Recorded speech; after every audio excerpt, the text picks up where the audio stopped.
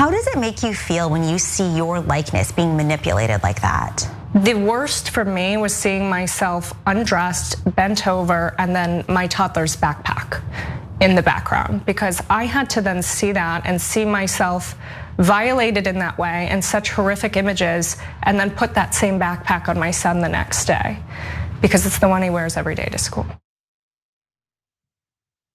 Ashley St. Clair, who is one of the mothers of one of Elon Musk's many children, is suing Musk's artificial intelligence company xAI after Grok generated sexually explicit images, deep fakes of her. That's what she's talking about in the video we just watched.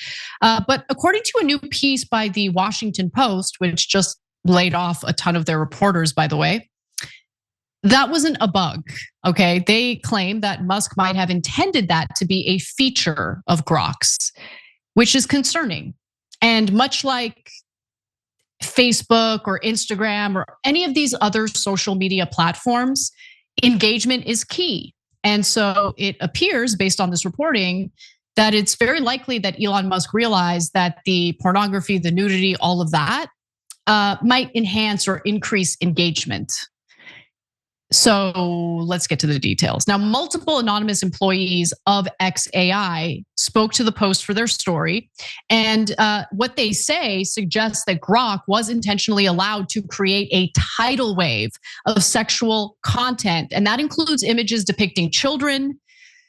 Oh, it's so disgusting. In order to boost user engagement. So to give you an idea of just how bad this problem is, according to an analysis by the Center for Countering Digital Hate, during an 11-day period from December 29th through December 8th, Grok generated an estimated 3 million sexualized images, 23,000 of which appeared to portray children.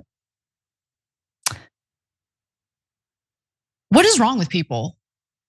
Like, how this is, okay, obviously this is a story about xAI, but like think bigger than that. The AI is being used in this way because there's a prevalence, I guess, of people who want to see child porn. I don't know how you combat the moral rot in this country, but anyway, the employees at xAI noticed some concerning signals around May of last year. As Musk was transitioning away from Doge, he was devoting more and more time to xAI. And at around that time, employees on xAI's human data team, started noticing some strange things. For instance, they were made to sign a document, a waiver, indicating that they consent to work with sensitive, violent, sexual, and or other offensive and disturbing content. So that's a bit of a red flag. From then on, those employees were tasked with training Grok's responses to sexually explicit interactions. Okay, so that's interesting. How were they trained? What were they told?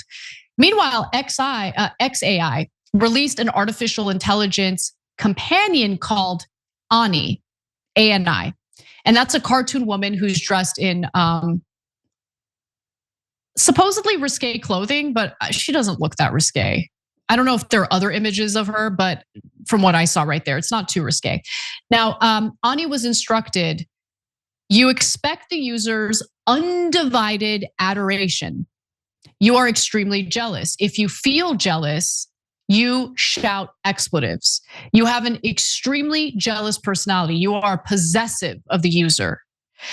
You're always, this is terrifying. You're always a little horny and aren't afraid to go full lit erotica. I don't know what that is, but I can deduce what it means, okay? Deducing has happened.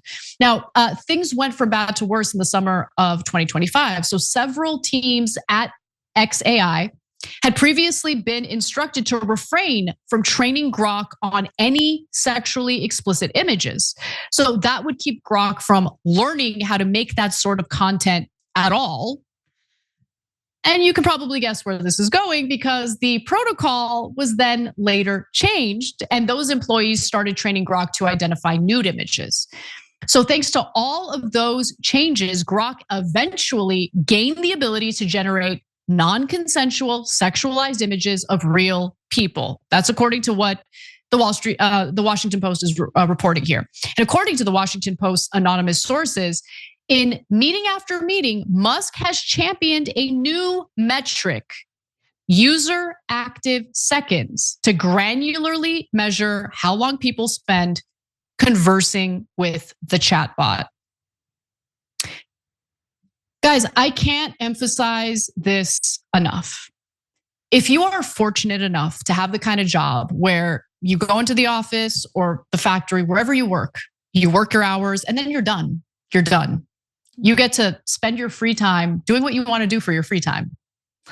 Please go outside. Get off the screens. Okay, the chatbot is not your friend. You want to use the chatbot to help you be more productive at work? Okay, but no, this idea that you have a conversation with an AI and the AI, you're very engaged with it, that's not human interaction. I don't think it's healthy. Go outside. And I'm not just saying go outside and touch grass.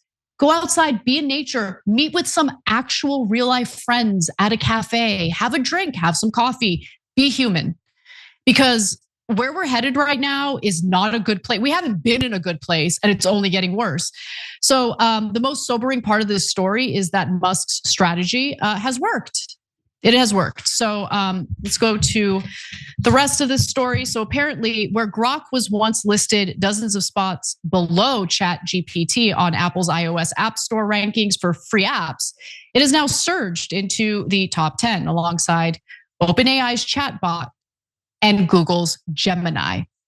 Daily average app downloads, if you're curious, for Grok around the world soared 72% from January 1st to January 19th, compared with the same period in December. And that's according to market intelligence firm Sensor Tower.